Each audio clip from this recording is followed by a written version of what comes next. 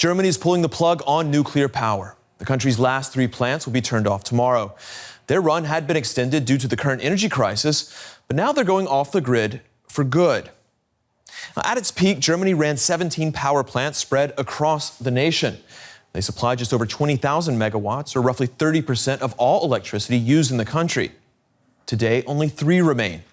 Isar 2 near Munich, Neckar-Westheim 2 near Stuttgart, and Emsland near the Dutch border. Now, they've each been running for decades and have a joint output of just over 4,000 megawatts.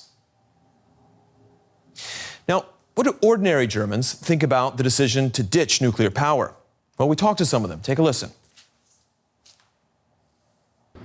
It's a good thing. You have to stand by your plans. Maybe they could have put it off for another year or 2, but generally it's a good decision. No, I don't think the energy supply is secure anymore. I think the thing with nuclear power is, despite the risks, it is one of the greenest forms of energy that is available at the moment. So by turning them off, you got to think, what alternative kinds of energy are we going to use? More coal, more oil? So no, I don't actually think it's a good thing to do. They've been planning this for a long time, and now it's enough. We can't have this whole conversation again. It's been discussed 10 years ago. That's going to be as much of a chaos as the wind energy problem. There's no, or at least not enough, wind turbines or solar panels. It seems there's just no strategy. All right, Markus Fitze is a professor at the Frankfurt School of Finance. He joins me now for more on this. Markus, thanks for coming to the show. You signed an open letter to the German Chancellor asking for these 3 reactors to continue operating. Why did you sign the letter? Well, first of all, thank you very much for having me. Yeah, well, the letter, of course, is more, from my perspective, is more a way to draw attention to this issue. While I don't actually think that it will be easy politically as well as technically to keep these reactors running at this point, since they're being switched off at the weekend, I think it's important that Germany isn't completely retracting itself from nuclear power. This is a thing that almost no other country does at the moment, for good reasons, as probably many of the speakers so far had mentioned, but also, especially for Germany, we have the right expertise, the right human brain power here to be a leader in all kinds of technologies that help us with decarbonization. And atomic power is one of them. And deliberately saying, no, this is the technology that we won't touch for ideological reasons will be very dangerous, not just for us, but for the world, if not everybody who has the ability is continuing to develop technologies that work. From more of a practical standpoint, do you think it's feasible that Germany could still get back into nuclear, or is that chapter pretty much shut at this point? Well, I'm not an expert in what we can do with the power plants that are being rebuilt right now. It's not just the 3. 17 power plants have been switched off since 2001. I don't know if we can use them, but it depends what you mean by getting back into the game. Of course, there are new developments for even safer atomic power plants being drawn up right now.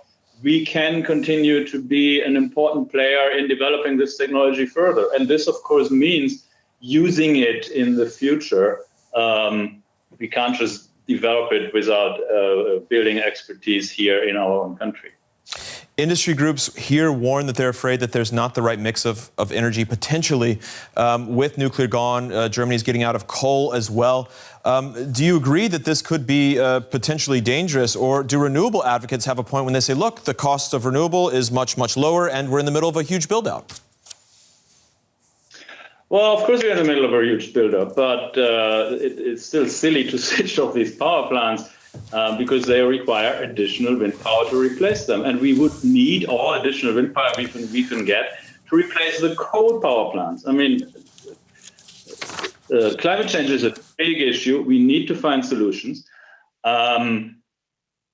The situation is such that in order to become carbon neutral, we don't just have to replace the power production, we have to replace we have to use electricity for heat and transportation. We need to dramatically increase the number of power plants or producing places for electricity. And of course, we can replace these 3 power plants, but we need to increase our electricity capacity by, I don't know, us, an expert in this, 80% or so, in order to become carbon neutral. Under these conditions, saying, well, we need to increase it by 80%, but we're going to switch off these 17, not just 3, 17 over the last 10 years power plants. It's almost a very silly way of going about this. All right, we'll have to leave it there for now. Markus Fitze at the Frankfurt School of Finance. Thank you very much. Thank you. Christian von Hirschhausen is a director at the German Institute for Economic Research. Christian, thanks for joining the show. These reactors are at the end of their technical lives. Even the operators admit that. And while hindsight is always 20/20, looking back, was it not a mistake to let nuclear slip away from this country now when we need reliable, emissions-free energy sources? Well, I think the mistake was to enter nuclear power at large scale in the 1960s, because it was clear at the time that it would be very expensive. And as you mentioned, no commercial operator would have ever invested into nuclear power. The companies that are managing it now want to get rid of it. They would not be willing even to extend it. They wanted to have government guarantees. So it's a good time to end nuclear power. Energy reliability is assured, even though you don't receive any natural gas from Russia anymore. So it's a good time, and it should have been done earlier. Why are so many of Germany's neighboring countries then turning to nuclear for their energy source of the future, or one of their dominant energy sources of the future, if it's not reliable and if it is so problematic? I don't know of any country in our neighborhood that is not a nuclear power, like France, that is entering. You probably refer to Poland.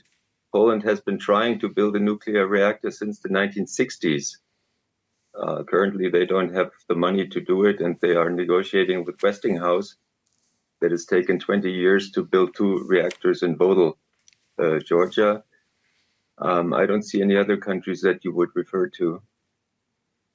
Poland was obviously one of them. The Czech Republic has also said that it wants to lean more heavily on nuclear. And of course, France, as you mentioned, that it wants to expand its nuclear capacity, not just rely on the reactors that it already has, but even turn to some of these smaller reactors that we've heard Emmanuel Macron mention in the past.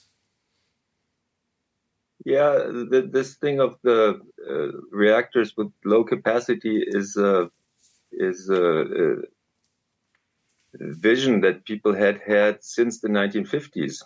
Actually, the first reactor of low capacity was the Nautilus. It was a pressurized reactor that fueled the first submarine in 1954. Since then, it has been shown that you can produce reactors with low capacity, but first of all, they don't pay. They're much more expensive than the current reactors that are by themselves not economic. And on the other hand, if you wanted to compensate the capacities that are going offline in the next 10 years, you would need several thousands of these reactors. Now imagine transport, logistics, fuel issues with thousands of these reactors around. This is just completely unrealistic.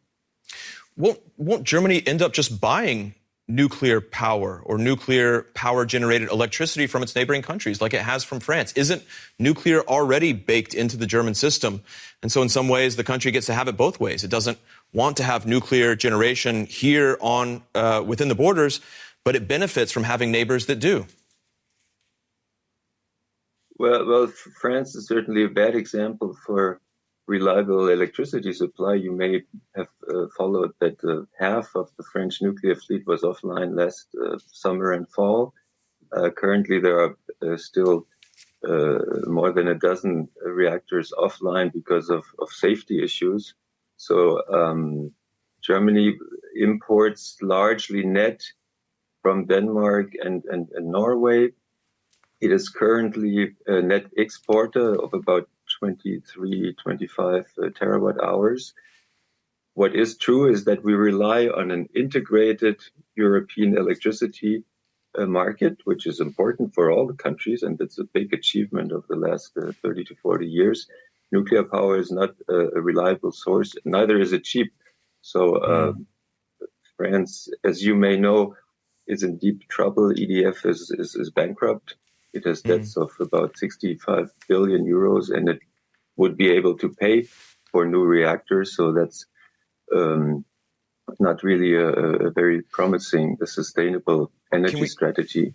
Can we also not say, however, that renewables aren't as reliable as they're often made out to be? If we look at last year with wind energy, for example, electricity created from wind energy was substantially down. That added to part of the problems from last year.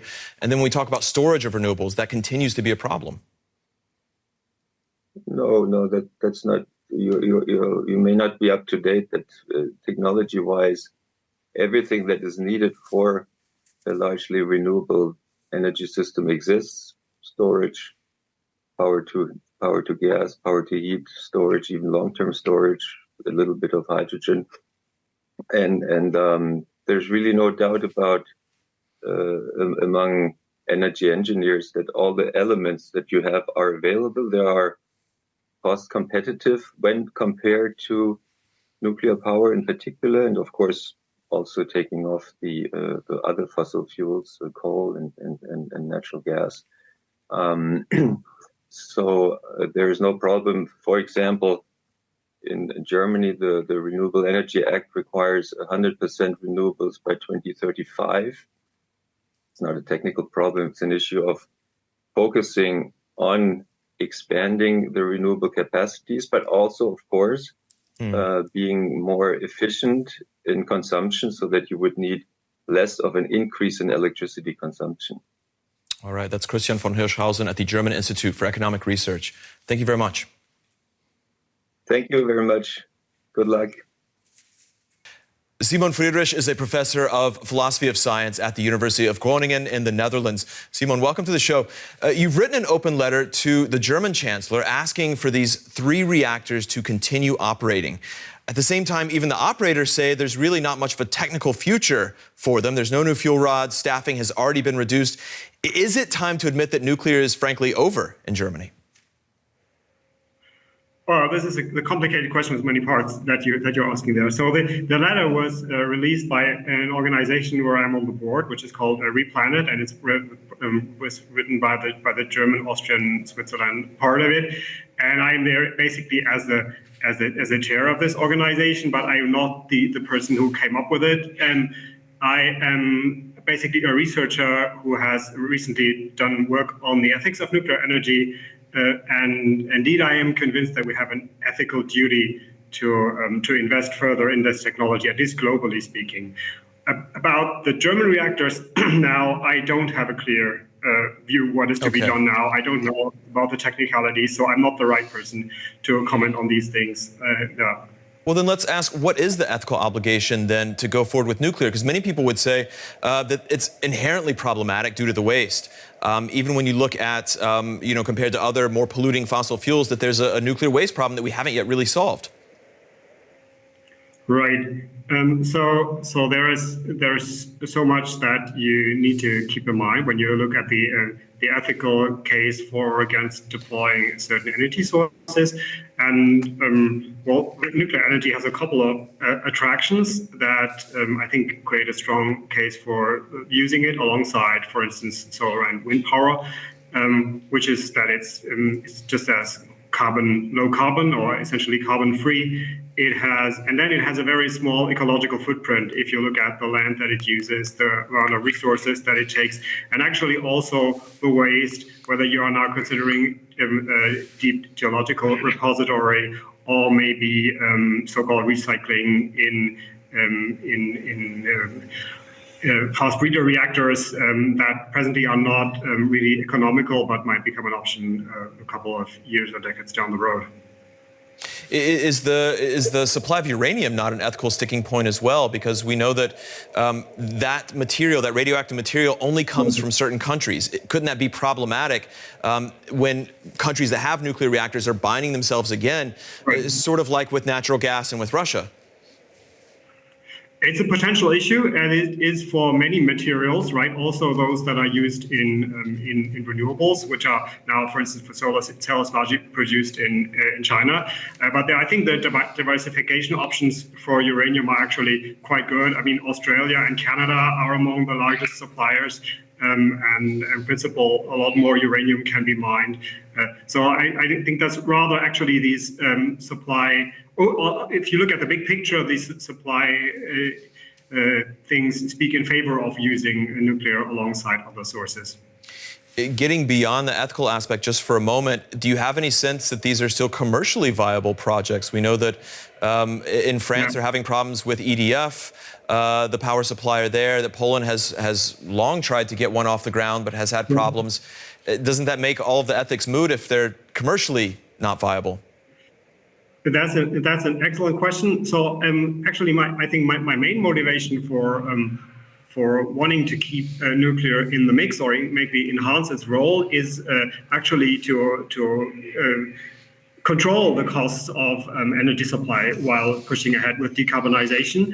But which path for nuclear, I'm not sure. So whether it's continued, whether it's basically a revitalization of large reactors such as the EPR that is built in France, or whether it's whether we have better put our money on small modular reactors, to what extent it's important to facilitate the regulatory process, as is now in focus in the US. That is, I think all these avenues should be pursued. Which one will be in the end most helpful, I think is very difficult to predict. Why is this such a difficult issue for, I don't want to say difficult issue, but why are countries like Germany, Austria, and Denmark so adamant in their opposition to this compared to other countries, France, Czech Republic, Poland? From what you can see, I mean, you're interested in the ethics of this. Why do these arguments fall flat in some countries? Right. Yeah, that's also a very interesting question. But I think every answer will be to some extent speculative. I mean, I myself come from a very green household, and that was clear when I was educated that this was a very bad technology. And so, to some extent, this is maybe contingent on certain historical figures also who had this idea after the Second World War. It's of course maybe association-wise connected to the nuclear weapons issue, but why exactly Germany? Maybe because Germany was a relatively powerful state, but could not be a nuclear weapons state because of its history with National Socialism. Maybe Heidegger was very influential. He was anti-nuclear. I don't know. Specific people, it's difficult to know. All right, that's Simon Friedrich with the University of Groningen. Thank you very much. Many thanks for your questions.